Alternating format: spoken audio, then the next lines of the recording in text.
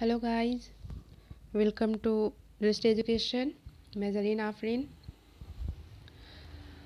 आप लोग को ऐसा कि पता है कि मैं आप लोग को हिस्ट्री पढ़ा रही हूँ और मैंने पिछले 3 क्लासेस में आप लोगों को वैदिक सिविलाइजेशन को कंप्लीट करवा दिया है। पूरा जितने भी इम्पॉर्टेंट टॉपिक्स थे, जो जो बहुत ज़्यादा मोस्ट इम्पॉर्टेंट है, उन सबको मैंने कंप्लीट करवा दिया है।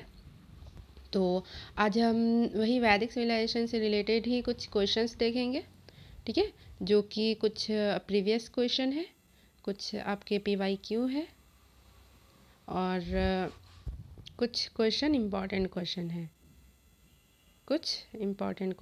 ठीक है, और कुछ इम्पॉर्टेंट क्वेश्चन आज हम लोग करेंगे, ठीक है गाइस। तो जिसने भी मेरी प्रीवियस क्लास नहीं देखी हो वो पहले जाके देख लेना, उसके बाद क्वेश्चन बनाना, तो आप लोग को ज़्यादा इजी होगी, ठीक है। तो आप लोग का थोड़ा रिवीजन भी हो जाएगा। तो मैं डिस्क्रिप्शन बॉक्स में दे दूँगी उसका लिंक, तो आप लोग जाके देख लेना। तो चलते हैं आज के पहले क्वेश्चन की ओर। आज हमारा टॉप 20 क्वेश्चन है, ठीक है, टोटल 20 क्वेश्चन है जो हम कंप्लीट करेंगे। तो पहले क्वेश्चन की ओर चलते हैं। सबसे पहला क्वेश्चन जो हमारा है, तो देखिए पहला क्वेश्चन क्या पूछ रहा है कि सत्यमेव जयते शब्द कहाँ से लिया गया है। तो मैंने आप लोगों को बताया था पहले कि सत्यमेव जयते, जब हम लोग उपनिषद पढ़ रहे थे तो उपनिषद वाले पोर्शन में मैंने आप लोग को बताया था कि सत्यमेव जयते जो है वो किस उपनिषद से लिया गया है, ठीक है गाइस। तो अगर जिसने मैंने क्लास देखी हो उसे इसका आंसर आसानी से पता होगा। ये IAS का क्वेश्चन है गाइस। और देखिए ये जो है ये मुंडकोपनिषद से लिया गया है, ठीक है।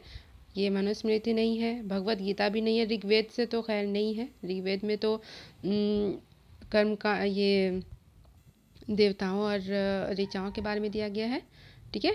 तो जो सत्यमेव जयते है वो मुंडकोपनिषद से लिया गया है, इस चीज़ को आप लोग याद रखना। तो सेकंड क्वेश्चन की ओर चलते हैं। देखिए सेकंड क्वेश्चन हमारा पूछ रहा है कि ऋग्वैदिक काल के प्रारंभ में निम्न में से किसे महत्वपूर्ण मूल्यवान संपत्ति समझा जाता था। जब मैंने आप लोगों को ऋग्वैदिक और उत्तरवैदिक काल बताया था, इसका सबसे पहले ड्यूरेशन आप लोगों को पता होनी चाहिए। तो ऋग्वैदिक काल का जो ड्यूरेशन है वो कब तक है, वो है 1500 से 1000 BC, ठीक है गाइस। ये ऋग्वैदिक काल का टाइम पीरियड है आप लोगों का। तो इसके जो प्रारंभ में पूछ रहा है उसका सबसे पहले सबसे महत्वपूर्ण संपत्ति जो थी वो किसको मानी जाती थी, तो भूमि को, गाय को, स्त्री को या जल को, ठीक है। तो एक चीज़ आप लोग ये याद रखना कि जो वैदिक काल था, ऋग्वैदिक काल, ठीक है, खासकर ऋग्वैदिक काल में तो गाय को बहुत ही ज़्यादा महत्वपूर्ण माना जाता था, ठीक है गाइस। जो गाय है, गाय को बहुत ही ज़्यादा महत्वपूर्ण माना जाता था। यहाँ तक कि गाय की चोरी करने वाले को भी काफ़ी कठोर दंड दी जाती थी, ठीक है। तो इसका जो आंसर आपका हो जाएगा वो सबसे महत्वपूर्ण संपत्ति जो समझी जाती थी वो गाय को समझी जाती थी, ठीक है। ये UPPSC का क्वेश्चन है, ठीक है। तो नेक्स्ट क्वेश्चन देखते हैं। ये नेक्स्ट क्वेश्चन हमारा पूछ रहा है कि निम्नलिखित अभिलेखों में से कौन सा ईरान से भारत में आर्यों के आने की महत्वपूर्ण सूचना देता है। यहाँ पे देखिए ईरान से आर्यों, मैंने आप लोगों को करवाया था जब आर्य आए थे तो वो आर्यों के बारे में कि वो कहाँ कहाँ से आए थे और किस किस विद्वान ने, किस किस स्कॉलर ने उनके बारे में बताया है। और सबसे महत्वपूर्ण जो हम सब मानते हैं कि वो कहाँ से आए थे, वो मध्य एशिया से आए थे, ठीक है, जो कि मैक्स मूलर ने बताया था, ठीक है। तो हम सब ये मैक्स मूलर के बताए हुए पे ज़्यादातर विद्वान भरोसा करते हैं कि वो मध्य एशिया से आए थे। तो ये पूछ रहा है कि आर्यों जो ईरान से आर्य आए थे उसके आने की ज़्यादातर सूचना कौन देता है। तो ये मैं आप लोगों को करवा चुकी हूँ गाइस। देखिए अगर हम ऑप्शन वाइज देखें तो सबसे पहले देखिए मानसेहरा पूछा जा रहा है और सबसे पहला जो है मानसेहरा, शहबाजगढ़ी, बोगासगोई या जूनागढ़। तो पहले हम इसका आंसर देखने से पहले इन चारों ऑप्शन के बारे में डिटेल जान लेते हैं कि कौन कौन सा है। देखिए सबसे पहले अगर मानसेहरा का देखा जाए तो मानसेहरा जो है वो अशोक के टाइम में मिली हुई अभिलेख, अशोक के टाइम का है, ठीक है। मौर्य काल में जो अशोक हुए थे, अशोक महान, उसी के टाइम का है। मानसेहरा और शहबाजगढ़ी ये दोनों किसके टाइम का है, तो ये दोनों अशोक के टाइम का है, ठीक है गाइस। और अगर जूनागढ़ की बात की जाए तो जूनागढ़ का जो अभिलेख है वो, अगर ये सबसे पहला ऐसा अभिलेख था जो संस्कृत में लिखी गई थी गाइस, ठीक है।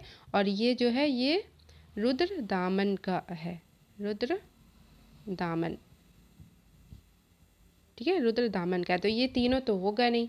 अगर आप लोग को बोगास गोई के बारे में पता नहीं है और इन सब के बारे में पता आप लोगों ने पढ़ रखा है तो ऐसे भी आंसर आराम से निकाल सकते हैं। तो इसका आंसर क्या हो जाएगा, इसका आंसर हो जाएगा बोगास कोई। और ये मैंने आप लोगों को क्लास में करवाया था कि जो बोगास कोई का अभिलेख है ये सबसे पुराना अभिलेख है और इसका जो टाइम पीरियड था ये कब का था, ये 1400 BC का था, ठीक है गाइस। कब का था ये, 1400 BC का। और ये कहाँ मिला है, तो ये एशिया माइनर में मिला है, ये याद रखना आप लोग, ये एशिया माइनर में मिला है, ठीक है। तो और मैंने आप लोगों को ये भी बताया था कि जो बोगास गोई अभिलेख है, ठीक है, ये वैदिक आर्य ये बताते हैं कि ये जो आर्य थे वो ईरान से होकर के भारत आया था। इसमें क्वेश्चन वही पूछ रहेगा, इसके आर्यों के ईरान से आने की सूचना कौन देता है, तो वो बोगास कोई देता है। और इसमें मैंने आप लोगों को 4 देवताओं के बारे में भी बताया था कि बोगास कोई अभिलेख जो है उससे हमें 4 देवताओं के बारे का उल्लेख मिलता है। वो देवता कौन कौन से थे गाइस, मैंने आप लोग को बताया था। एक तो इंद्र थे, मैं यहाँ पे लिख देती हूँ, एक इंद्र थे, ठीक है, एक इंद्र, एक वरुण थे, और एक मित्र, और एक नासत्य थे। तो आप लोग को याद हो जाना चाहिए, मैंने आप लोग को पहले भी बताया है, ठीक है। तो देखिए गाइस, मैं आप लोगों को इतना डिटेल से इसलिए बता रही हूँ क्योंकि देखिए ये जो प्रीवियस क्वेश्चन है, ठीक है, तो ये क्वेश्चन पूरा सेम तो नहीं पूछेगा बट जो प्रीवियस क्वेश्चन का जो कॉन्सेप्ट होता है वो पूछता ही पूछता है। और ऐसे भी अगर आप लोग कोई भी क्वेश्चन करो तो ये सिंपल, बस ये पढ़ लिया, आंसर आ गया, टिक कर लिया, हो गया, तो ऐसा नहीं होता है, ठीक है। क्या होता है कि आप लोग को ये इन चारों ऑप्शन को देखना होता है, इन चारों ऑप्शन का आपको पूरा हर कुछ पता होना चाहिए, ठीक है, पूरा डिटेल। तो अगर नेक्स्ट क्वेश्चन अगर आपको इसी कॉन्सेप्ट से पूछ लिया जाए तो आप आराम से आंसर दे सको, इसीलिए मैं आप लोगों को पूरा डिटेल बता रही हूँ। अगर आप लोग भी क्वेश्चन करोगे तो आप लोग को इसी तरह से क्वेश्चन करने चाहिए, इन चारों ऑप्शन का पूरा डिटेल पता होना चाहिए। कोई एक ऑप्शन चूज़ करके उसको हटा दो, ऐसा कुछ नहीं है, ठीक है गाइस। तो ये सही तरीका होता है क्वेश्चन करने का, इसलिए मैं आप लोग को पूरा डिटेल बता रही हूँ। तो नेक्स्ट चलते हैं, ये तो समझ में आ गया होगा। नेक्स्ट क्वेश्चन हमारा है 4th नंबर का, ये IAS का क्वेश्चन है, यहाँ आप लोग देख सकते हो, ठीक है। तो देखिए ये क्वेश्चन क्या पूछ रहा है कि ऋग्वेद कालीन नदियों और सिंधु घाटी लोगों की संस्कृति के बीच अंतर पूछ रहा है गाइस, ठीक है, कि जो ऋग्वैदिक काल की ये है और सिंधु घाटी ऋग्वैदिक काल का जो लोग है और सिंधु घाटी की जो संस्कृति है, ठीक है। मैंने आप लोग को वैदिक काल के पहले सिंधु घाटी का काल बताया था और उसके जस्ट बाद कौन सा काल आया था, तो वैदिक सिविलाइजेशन आया था। तो उन दोनों में ये अंतर पूछ रहा है कि उसमें से कौन सा सही है, सही आप लोग को चूज़ करना है। तो पहला देख लेते हैं क्या है। पहला पूछ रहा है कि ऋग्वेद कालीन आर्य कवच और शिरस्त्रान मीन्स हेलमेट, जैसे युद्ध करते वक्त पहना जाता है ना सर पे, वो शिरस्त्रान का उपयोग करते थे, जबकि सिंधु घाटी सभ्यता के लोगों में इनके उपयोग का कोई साक्ष्य नहीं मिलता। सेकेंड बोल रहा है कि ऋग्वेद कालीन आर्यों को स्वर्ण, चांदी और तांबे का ज्ञान था, जबकि सिंधु घाटी के लोगों को केवल ताम्र और लोहे का ज्ञान था। और थर्ड बोल रहा है कि ऋग्वेद कालीन आर्यों ने घोड़े को पालतू बना लिया था, जबकि इस बात का कोई साक्ष्य नहीं है कि सिंधु घाटी के लोग किस पशु को जानते थे। इसलिए मैं आप लोग को बताती थी कि पूरा डिटेल आप लोग को पढ़ना काफ़ी ज़्यादा ज़रूरी है। बस एक एक मार्क्स से हम लोग शॉर्ट में ऑप्शन वाइज पढ़ लेते तो वैसे काम नहीं चलेगा, ठीक है। अच्छे अच्छे एग्जाम्स में ऐसे क्वेश्चन बनते हैं। तो पहला अगर हम समझ लें, देखिए पहला क्या बोल रहा है कि ऋग्वेद कालीन आर्य जो थे वो कवच और शिरस्त्रान का उपयोग, मतलब कि ऋग्वेद मतलब वैदिक काल में, इससे क्या पता चल रहा है कि वैदिक काल में युद्ध होते थे और सिंधु घाटी सभ्यता के लोगों में इनके उपयोग का कोई साक्ष्य नहीं मिला है। तो ये तो सही है गाइस, क्योंकि हमें पता है, मैंने आप लोग को बताया है कि जो सिंधु घाटी के लोग थे वो शांति प्रिय थे। ठीक है, उस समय युद्ध वगैरह नहीं लड़े जाते थे। और जो उसके बाद जब वैदिक काल स्टार्ट हुआ तो उस समय युद्ध लड़ना मीन्स जब एक कबीला दूसरे कबीला से मतलब कबीला वाइज होने लगा था। ठीक है, मैंने आप लोग को बताया था कि ये 5 इकाइयों में बटा हुआ था, कुल, ग्राम, विश, जनपति। ठीक है, तो उन दोनों में हमेशा युद्ध होती रहती थी छोटी छोटी चीज़ों के लिए वैदिक काल में, और जबकि सिंधु घाटी सभ्यता में ऐसा कुछ नहीं था। तो ये तो सही है, ये तो मिल गया। और अगर हम नेक्स्ट बात करें, देखिए ऋग्वेद कालीन आर्यों को स्वर्ण, चांदी और तांबे का ज्ञान था। ठीक है, ये तो सही है कि ठीक है, वैदिक काल में सोने की भी जानकारी थी, चांदी की भी जानकारी थी और तांबे की जानकारी थी, ये सही है। लेकिन क्या बोल रहा है कि सिंधु घाटी के लोगों को केवल ताम्र और लोहे का ज्ञान था। यहाँ पर देखिए जगह ये चीज़ याद रखिएगा, तांबे का तो ज्ञान था, ठीक है, बट लोहे का ज्ञान नहीं था। क्यों?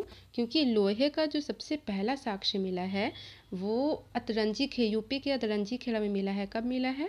आई थिंक 920 बीसी में मिला है। ठीक है, मतलब ये महाजनपद काल के टाइम में मिला था, जब ये महाजनपद काल का स्टार्ट हुआ, वैदिक काल के बाद का ये सिचुएशन है। ठीक है, ये सिंधु घाटी सभ्यता में लोहे का साक्ष्य कहीं नहीं मिलता है, मैंने आप लोग को पहले बताया है।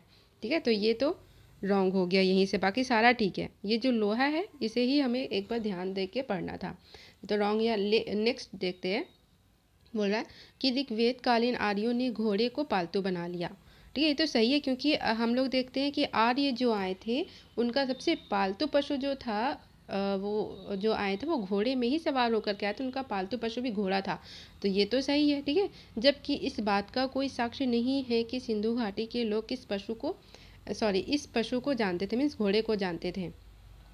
तो ये भी सही है, क्योंकि मैंने आप लोगों को बताया है कि घोड़े का सिंधु घाटी की सभ्यता में जो घोड़े का साक्ष्य है वो पूरी प्रॉपर नहीं मिला है गाइस, कि वहाँ पे घोड़े थे ही। ठीक है, जब एक तो घोड़ा मैंने आप लोगों को बताया था और एक गाय मैंने आप लोग बताया था, कि ना तो घोड़े के साक्ष्य मिले ना ही गाय के साक्ष्य मिले हैं।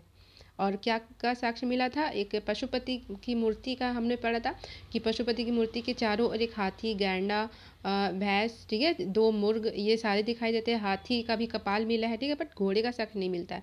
तो ये भी तो सही है। ठीक है, तो हमारा आंसर क्या हो जाएगा?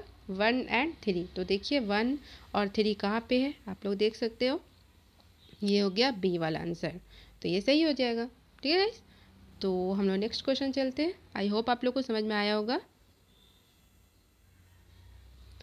देखिए नेक्स्ट क्वेश्चन बोल रहा है कि भारतीय उपमहाद्वीप में लौह का सर्वप्रथम संदर्भ किसमें मिलता है? लोहे का सबसे पहला जो साक्ष्य है, मतलब सबसे पहला जो प्रयोग है लोहे का, वो किसमें मिलता है?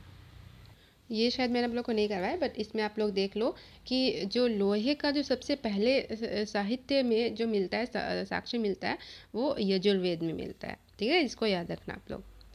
जो लोहे का सर्वप्रथम साहित्यिक संदर्भ मिलता है वो यजुर्वेद में मिलता है। ये CIPF का क्वेश्चन है। ठीक है, तो नेक्स्ट क्वेश्चन की ओर चलते हैं हम।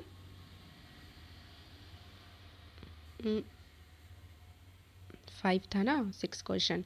तो देखिए नेक्स्ट हमारा पूछ रहा है कि ऋग्वेद के संबंध में कौन सा कथन सही नहीं है। देखिए यहाँ क्या पूछ रहा है कि कौन सा कथन सही नहीं है, हमें इस गलत कथन को छांटना है, इसमें अलग करना है। तो पहला क्या पूछ रहा है? पहला बोल रहा है कि देवों की पूजा ऋग्वेद के संदर्भ में, इसको याद रखना गाइस, देवों की पूजा प्रार्थना एवं यज्ञ कर्मकांडों द्वारा की जाती थी। ठीक है, सेकेंड बोल रहा है कि देवताओं को शक्तिशाली निरूपित किया जाता था, जिन्हें यज्ञ अनुष्ठानों के माध्यम से मनुष्यों के संसार में हस्तक्षेप हेतु प्रेरित किया जा सकता है। थर्ड बोल रहा है कि ऐसा माना जाता था कि जो अर्पण अग्नि द्वारा उपयुक्त होता है वह देवताओं द्वारा ग्रहण किया जाता है। फोर्थ बोल रहा है कि यज्ञ मंदिरों में संपन्न किए जाते थे। तो आप लोग एक बार सोच लो क्या इसका सही करेक्ट आंसर हो सकता है। तब तक मैं आप लोग को डिटेल बताती हूँ। देखिए पहला क्या बोल रहा है कि जो देवों की ऋग्वेद में जो देवों की पूजा है वो प्रार्थना एवं यज्ञ कर्मकांडों द्वारा ही की जाती है। तो सही बात है, मैंने आप लोगों को करवाया है ना, कि जो देव की पूजा जो की जाती थी किससे की जाती थी? यज्ञ कर्मकांड, जो कि किसे मिले? यजुर्वेद में मिले हैं। ठीक है, प्रार्थना के द्वारा, पूजा के द्वारा की जाती है। ये तो सही है, तो ये तो गलत नहीं है। तो एक तो हमारा हट गया। सेकंड क्या बोल रहा है कि देवताओं को शक्तिशाली निरूपित किया जाता था। शक्तिशाली, ये भी तो सही है ना गाइस। देखिए जो देवता थे उन्हें सबसे ज़्यादा शक्तिशाली निरूपित किया गया है। जैसे इंद्र हो गए, वरुण हो गए, ठीक है, इंद्र को आंधी तूफान का देवता माना गया है।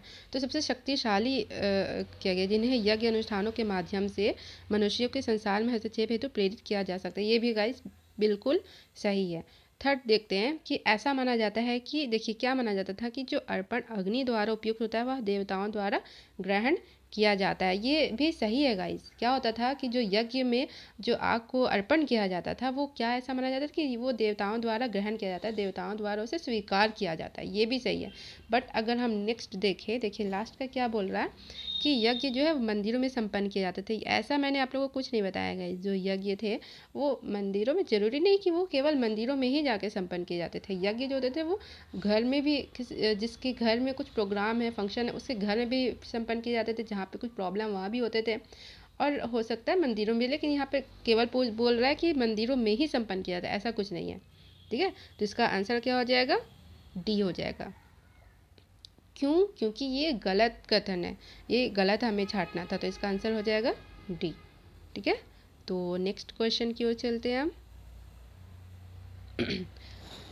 देखिए नेक्स्ट बोल रहा है कि ऋग्वेद के 10वें मंडल में निम्न में से कौन सा स्रोत विवाह समारोह पर प्रकाश डालता है। ये देखिए किसका बोल रहा है, जो 10वें मंडल में है वो विवाह समारोह पे कौन सा स्रोत प्रकाश डालता है।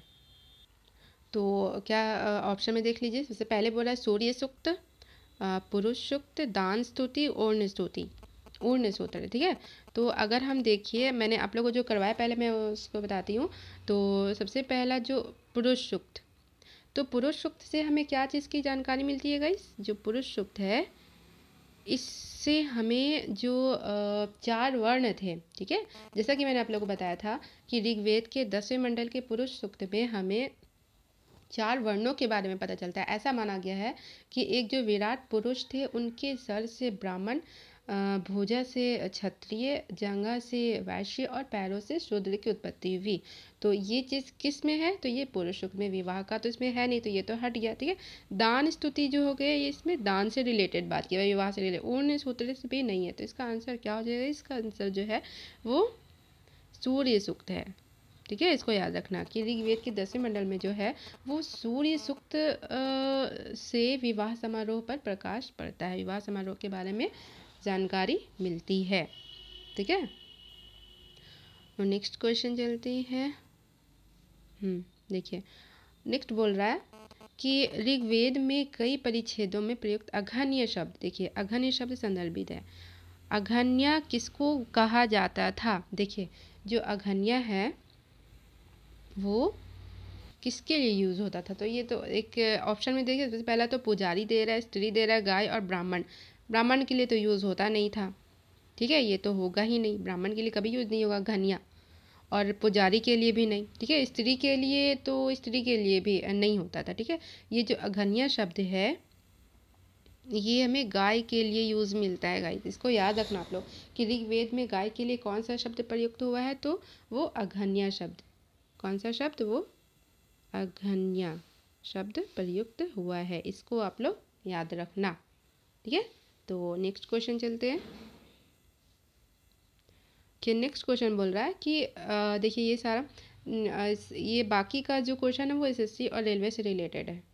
ठीक है क्वेश्चन, और ये काफ़ी इंपॉर्टेंट भी है गाइस, और सब एग्जाम्स के लिए भी।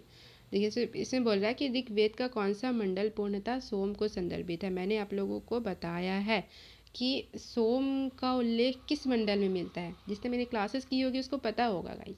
तो देखिए सोम का जो उल्लेख है, तो पहला देखते हैं 7वें मंडल। तो मैंने आप लोगों को बताया है कि जो 7वां मंडल है इसमें हमें दशराग्य युद्ध के बारे में पता चलता है। किसके बारे में? दशराग्य युद्ध के बारे में पता चलता है। ठीक है, जो कि पौरोष्णी या रावी नदी के किनारे हुई थी, भरत जन और 10 राजाओं के बीच में हुई थी, जो कि 5 आर्य और 5 अनार्य थे। ठीक है, तो 7वां मंडल तो होगा नहीं। 8वां मंडल भी नहीं है गाइस। 8वें मंडल मुझे याद नहीं आ रहा है ठीक से, बट ये 8वां मंडल भी नहीं है, मैं आप लोगों को बता दूंगी। और ये जो 10वां मंडल है, 10वें मंडल में मैंने आप लोगों को क्या बताया है कि 10वें मंडल में 4 वर्णों के बारे में, अभी मैंने आप लोगों को बताया पिछले क्वेश्चन में कि 4 वर्णों के बारे में जानकारी मिलती है। तो इसका जो आंसर हो जाएगा वो है 9वां मंडल। ठीक है, ऋग्वेद के 9वें मंडल में किसका उल्लेख है, तो सोम का उल्लेख है। ठीक है गाइस, इसको याद रखना, मैंने आप लोगों को पहले करवाया है क्वेश्चन। तो नेक्स्ट क्वेश्चन चलते हैं। देखिए नेक्स्ट पूछ रहा है वैशेषिक दर्शन के प्रतिपादक कौन है। वैशेषिक, मैंने आप लोग को जब दर्शन करवाया था गाइस तो उसमें मैंने आप लोग को बताया है।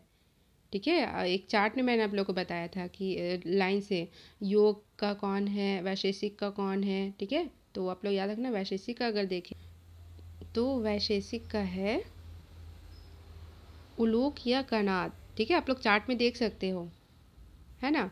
और कपिल का अगर देखें तो मैं आप लोग को ये सब बता देती हूँ। ठीक है, वैशेषिक का क्या है, ये है उलूक या कणाद। कपिल का क्या है, सांख्य, सांख्य का कपिल है। ठीक है, सांख्य। और गौतम किसका है, मैंने आप लोग को बताया है गाइस, तो न्याय का है गौतम, न्याय का है गौतम। और पतंजलि का भी मैंने आप लोग को बताया था योग, ये तो इजी भी था, है ना, योग पतंजलि। तो इसका आंसर क्या हो जाएगा, वैशेषिक का उलूक या कणाद हो जाएगा गाइस। ठीक है, नेक्स्ट चलते हैं। देखिए नेक्स्ट दर्शन से रिलेटेड क्वेश्चन है कि मीमांसा या उत्तर मीमांसा या सॉरी पूर्व मीमांसा दर्शन के प्रतिपादक कौन है। मीमांसा या पूर्व मीमांसा का पूछ रहा है गाइस। तो आप लोग चार्ट में देख सकते हो, इसका मैंने आप लोग को बताया है। तो इसका आंसर क्या हो जाएगा, जैमिनी। ठीक है, इसका आंसर क्या है, जैमिनी। और अगर हम नेक्स्ट देखें जो वादरायण है, वादरायण का कौन है, तो वादरायण उत्तर मीमांसा, यहाँ मैं लिख देती हूँ उत्तर मीमांसा। ठीक है, कपिल का अभी मैंने आप लोगों को बताया सांख्य। ठीक है गाइस, सांख्य। और गौतम का भी मैंने अभी आप लोगों को बताया न्याय। तो इतना आप लोग याद रखने से बहुत क्वेश्चन पूछे, ये सारा प्रीवियस क्वेश्चन ही है गाइस, है ना। तो नेक्स्ट चलते हैं। नेक्स्ट पूछ रहा है कि वेदांत या उत्तर मीमांसा। इस चीज़ को याद रखना, उत्तर मीमांसा को मैंने आप लोगों को चार्ट में दिया था, केवल उत्तर मीमांसा ही था, बट इसे वेदांत भी कहते हैं। ठीक है, वेदांत या उत्तर, कभी कभी क्या होता है कि उत्तर मीमांसा ना दे करके वेदांत दे देता है। तो इसके दर्शन के जो है वो कौन है, अभी मैंने आप लोग को जस्ट बताया, इसके कौन है, वो वादरायण है ना। बाकी तो मैं आप लोगों को बता चुकी हूँ, जैमिनी पूर्व मीमांसा का, कपिल जो है वो सांख्य का है, और बुद्ध जो है वो गौतम बुद्ध से रिलेटेड है, ऐसा कुछ। ठीक है, तो नेक्स्ट चलते हैं नेक्स्ट क्वेश्चन की ओर। ये सारा तो इजी ही था। नेक्स्ट क्वेश्चन है हमारा, पूछ रहा है कि किस देवता के लिए ऋग्वेद में पुरंदर शब्द का प्रयोग हुआ है। इस बहुत इंपॉर्टेंट, बहुत बहुत ज़्यादा इंपॉर्टेंट है ये। पुरंदर शब्द का प्रयोग कहाँ, किस देवता के लिए किया गया है। तो ऑप्शन में है इंद्र, अग्नि, वरुण और सोम। ठीक है, तो पुरंदर का जो यूज़ किया गया है शब्द का, वो इंद्र के लिए किया गया है। इंद्र, इंद्र को पुरंदर भी कहा गया है। और जो इंद्र थे, तो इंद्र को आंधी और तूफान के देवता भी माने गए हैं। ठीक है, और जो अग्नि थे, ठीक है, ये अगर हम लोग अग्नि का देखें तो ये जो अग्नि है वो पृथ्वी के देवता है। ठीक है गाइस, देखिए इंद्र और वरुण जो हो गए, ठीक है, ये जो इंद्र और ये वरुण हो गए, ये आपके आकाश के देवता हैं। ठीक है, और अगर अग्नि की बात कीजिए तो ये पृथ्वी के देवता है ना। अग्नि की बात की जाए तो ये पृथ्वी के देवता है, अग्नि और सोम ये दोनों पृथ्वी के देवता है, और इंद्र और वरुण आकाश के देवता है। ठीक है, जिसमें से इंद्र को पुरंदर भी कहा गया है। और ये किस चीज़ के देवता माने जाते हैं? इंद्र को हम आंधी तूफान के देवता भी कहते हैं। ठीक है, उस टाइम में। तो नेक्स्ट चलते हैं नेक्स्ट क्वेश्चन की ओर। नेक्स्ट क्वेश्चन हमारा बोल रहा है कि पुराणों की संख्या कितनी है। मैंने आप लोग को करवाया है, तो इससे ज़्यादा डिटेल में नहीं जानेंगे, बहुत ईजी है। तो पुराणों की जो संख्या है वो है 18। ठीक है, नेक्स्ट क्वेश्चन चलते हैं। नेक्स्ट पूछ रहा है कि भारतीय संगीत का आदि ग्रंथ किसे कहा जाता है। संगीत का गाइज मैंने आप लोग को अच्छी तरह से बताया है काफ़ी डिटेल में कि संगीत के बारे में किस में उल्लेख मिलता है। तो संगीत के बारे में जो है वो सामवेद में उल्लेख मिलता है। मैंने आप लोगों को करवाया था कि सामवेद जो है वो संगीत से रिलेटेड ही है ना। और अगर ऋग्वेद की बात की जाए, ऋग्वेद, तो ऋग्वेद में जो जितनी भी ऋचाएँ हैं, जितनी भी देवी देवताएं हैं, ठीक है, इसमें देवियों के उल्लेख का अभाव है, देवियों का उल्लेख उतना नहीं मिलता है। जितने भी देव हैं उन सब का उल्लेख मिलता है। उपनिषद में जो है वो भारतीय दर्शन के बारे में बात की गई है, ठीक है। और अगर यजुर्वेद की बात की जाए तो यजुर्वेद में जो यज्ञ है, कर्मकांड है, मंत्र है, उन सब के बारे में किस में उल्लेख मिलता है, वो यजुर्वेद में मिलता है। और सामवेद का उल्लेख जो मिलता है वो संगीत से रिलेटेड है, ठीक है। तो इसका आंसर क्या हो जाएगा, सामवेद। नेक्स्ट क्वेश्चन चलते हैं। नेक्स्ट है हमारा कि वेदों की संख्या कितनी है। ये भी बहुत ईजी है, इसमें भी ज़्यादा टाइम नहीं लेंगे। वेदों की संख्या जो है वो 4 है। कौन कौन से है, ऋग्वेद, यजुर्वेद, सामवेद और अथर्ववेद, ठीक है। इन चारों को आप लोग याद रखना। तो नेक्स्ट क्वेश्चन चलते हैं। नेक्स्ट क्वेश्चन हमारा बोल रहा है कि इनमें से किस फसल का ज्ञान वैदिक काल के लोगों को नहीं था। क्या पूछ रहा है कि किस फसल का ज्ञान वैदिक काल के लोगों को नहीं था। तो ये भी बहुत ज़्यादा इंपॉर्टेंट है गाइस क्वेश्चन।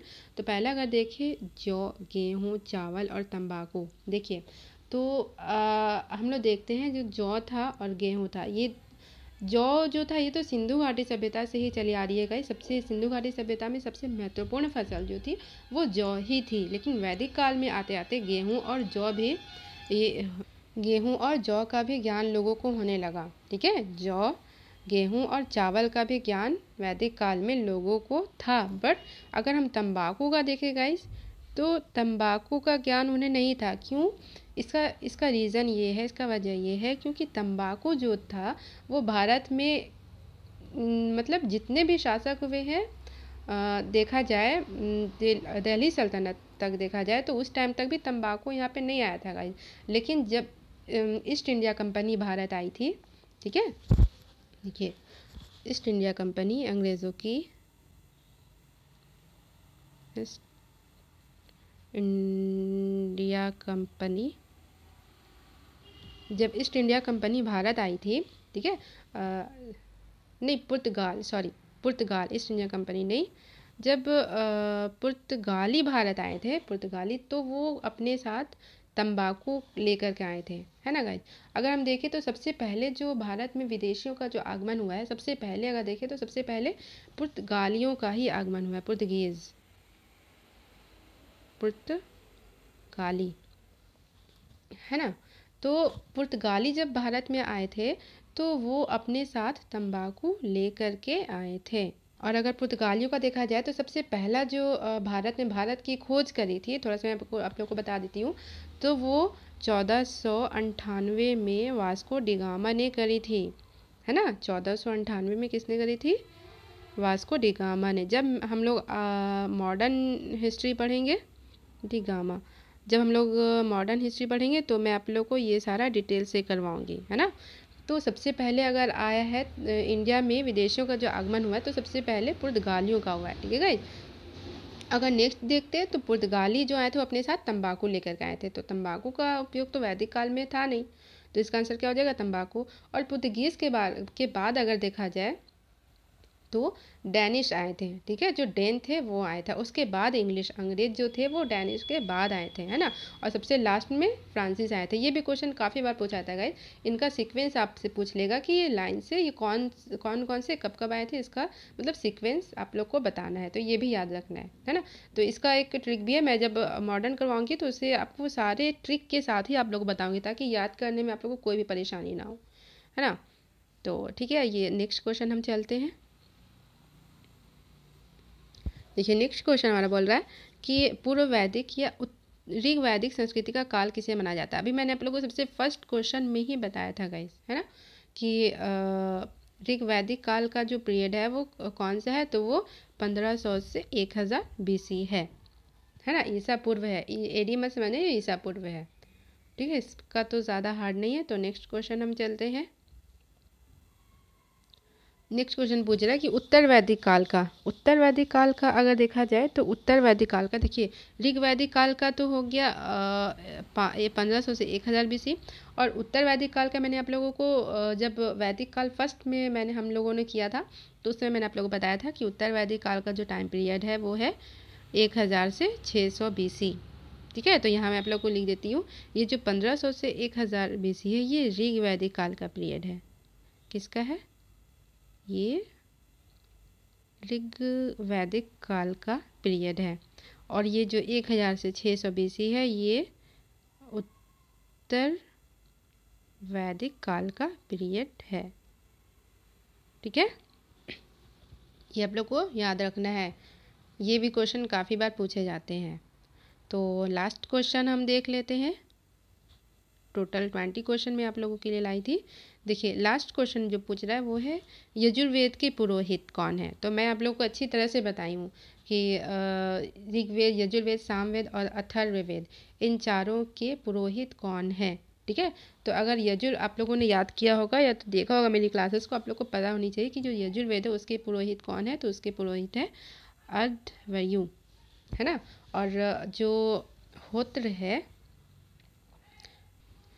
होत्र जो है वो ऋग्वेद के पुरोहित है। यहाँ मैं आप लोग को लिख देती हूँ, जो होत्र है वो ऋग्वेद के पुरोहित है ना। और उद्गाता है वो सामवेद के पुरोहित है, वो सामवेद के पुरोहित है। और अर्धव्यु किसके हो गए? ये यजुर्वेद के हो गए। ठीक है गाइस, यजुर्वेद के। और ब्रह्म जो है वो अथर्ववेद के है, अथर्ववेद के पुरोहित है। तो इन चारों का आप लोग याद कर लेना। ये किसी का भी पूछ सकता है, ये बहुत ज़्यादा इंपॉर्टेंट, मैं आप लोग को उस टाइम भी बताया था, है ना। तो आज तो हमारा 20 क्वेश्चन है। अगर आप लोगों को और भी क्वेश्चन करनी, इंपॉर्टेंट क्वेश्चन, तो आप लोग मुझे कमेंट बॉक्स में बता सकते हो। ठीक है गाइस, तो और अगर आप लोगों को मेरी मतलब किसी भी क्वेश्चन में कुछ भी प्रॉब्लम हुआ या कुछ समझ में ना आया हो तो आप लोग मुझे बता देना कमेंट बॉक्स में। अगर नेक्स्ट क्लास लूँगी तो उसमें मैं आप लोगों को वो सारा प्रॉब्लम क्लियर कर दूँगी। ठीक है गाइस, तो आज के लिए इतना ही था। और आप लोगों को मेरी प्रीवियस क्लास देखनी है वैदिक, मैंने आप लोगों को वैदिक सिविलाइजेशन करवाया और हड़प्पा करवाया, दोनों कंप्लीट करवा दिया है। तो आप लोग मेरी क्लासेस को देख सकते हो, मैं डिस्क्रिप्शन बॉक्स में उसका लिंक दे दूँगी। ठीक है, उसमें जाके आप लोग देख लेना। तब तक के लिए इतना ही था। ठीक है गाइस, और अगर मेरी क्लास ठीक लगी हो तो प्लीज़ लाइक करना, सब्सक्राइब करना, अपने फ्रेंड्स में भी शेयर कर देना। ठीक है गाइस, थैंक यू, बाय।